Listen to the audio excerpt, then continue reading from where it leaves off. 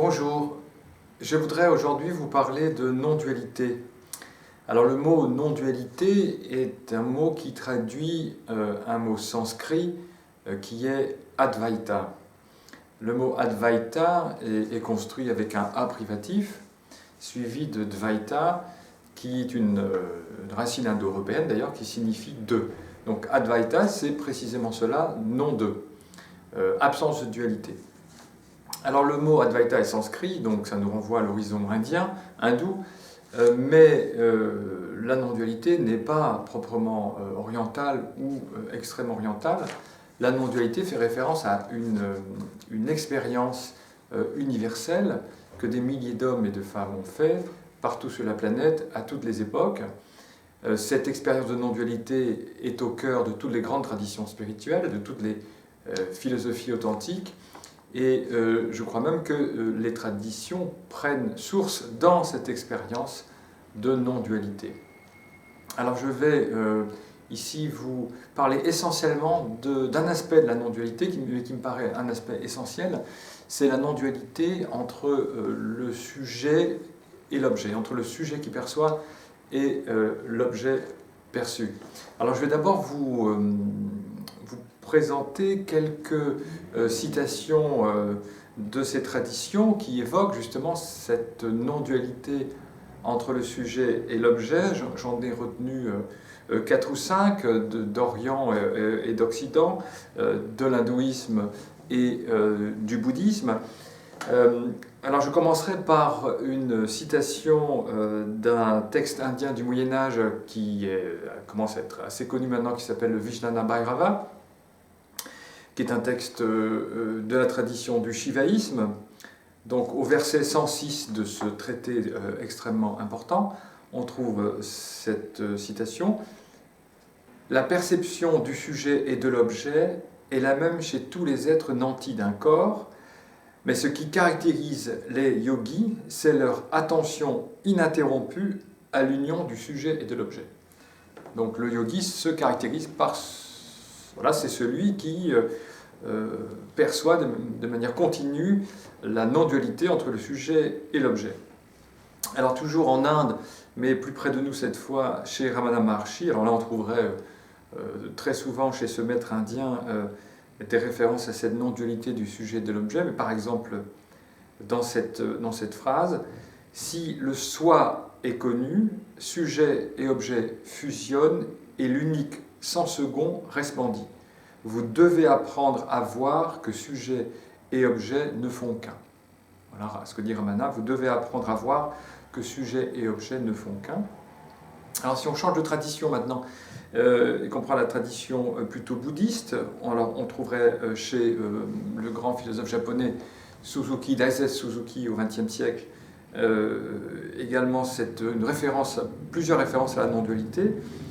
Alors voici une phrase, donc Suzuki dit ceci, « C'est une vision dans laquelle il n'y a plus de division entre un sujet et un objet, sujet et objet ont disparu et les limites entre eux ont disparu. » Donc là encore, vous voyez, c'est une tradition différente, on n'est plus dans l'hindouisme et dans le bouddhisme, mais l'expérience de non-dualité est ici également commentée. Absence de dualité entre sujet et objet.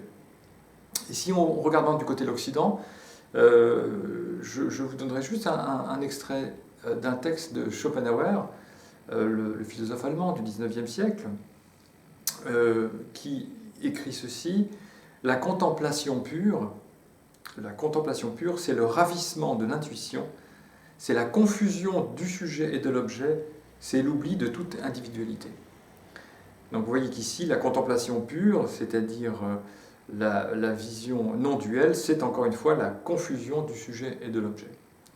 Plus de dualité sujet-objet. Et enfin, un enseignant contemporain, il est mort maintenant, mais il y a quelques années, qui s'appelle Jean Klein. Vous trouverez cette citation dans le livre qu'on a édité chez Almora, qui s'appelle « Être ».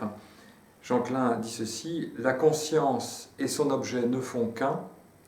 La dualité n'est qu'une fiction. Elle a son fondement dans la non-dualité. » Vous voyez, la dualité n'est qu'une fiction. La dualité entre le sujet et l'objet n'est qu'une fiction. Donc voilà différentes traditions d'Orient et d'Occident, j'aurais pu prendre beaucoup d'autres citations, qui nous invitent à voir le monde de manière différente, ou alors à le voir vraiment, c'est-à-dire sans être prisonnier de la dualité sujet-objet.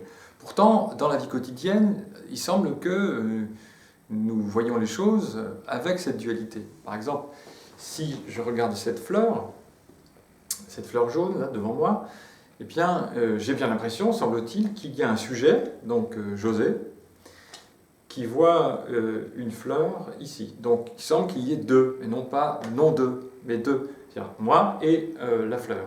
Un sujet et un objet. Donc 1 plus 1, ça fait 2. Donc dans la vision ordinaire, en effet, c'est une vision duelle.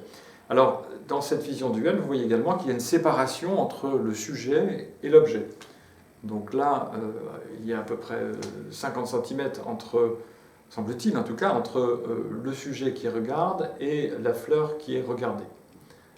Donc dans cette vision ordinaire, il y a dualité, il y a distance et séparation. Et il semble que ce soit toujours comme ça que nous regardons les choses, avec cette dualité sujet-objet. Moi, ici, je regarde les objets à distance. Je vois là-bas ce fauteuil à distance, je vois là-bas le mur à distance, je vois l'autre immeuble là-bas, et nous sommes séparés. Il y a un sujet qui regarde et il y a des choses qui sont regardées.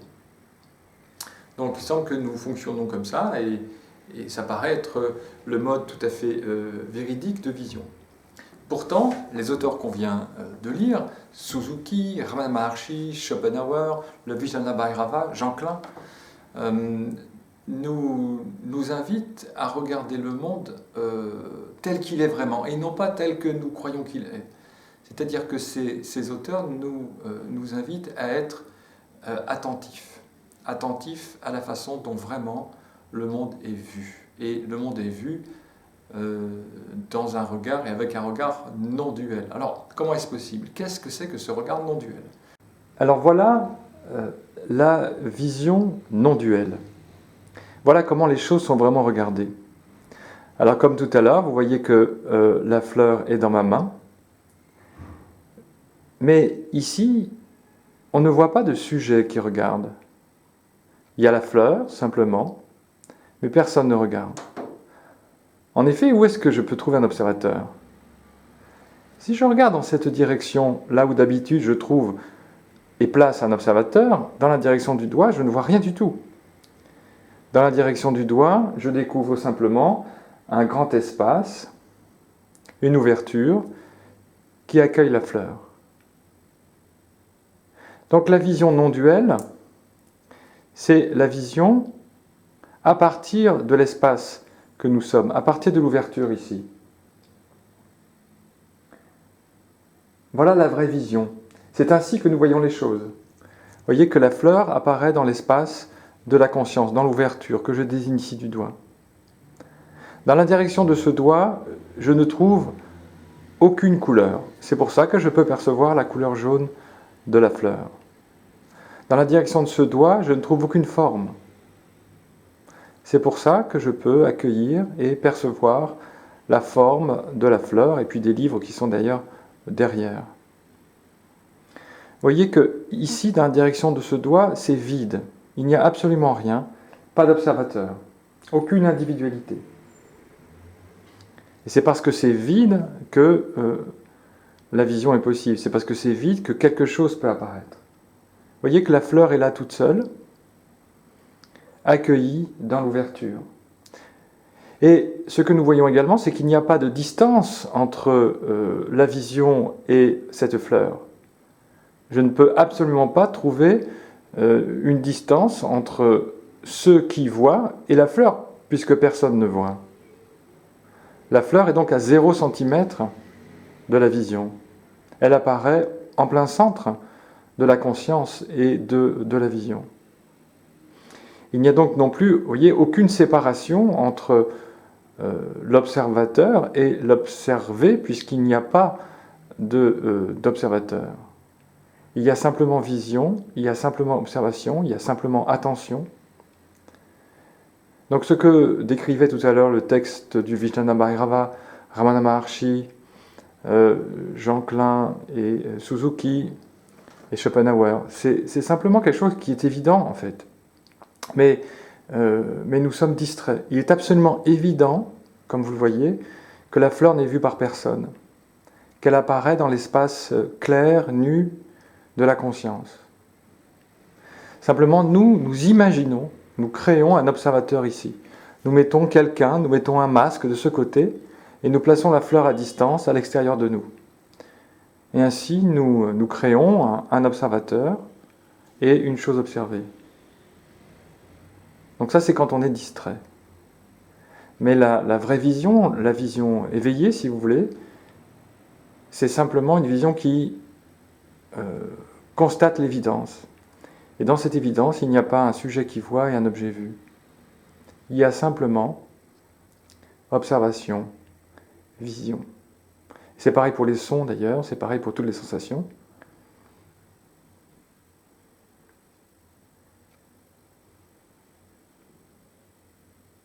Merci.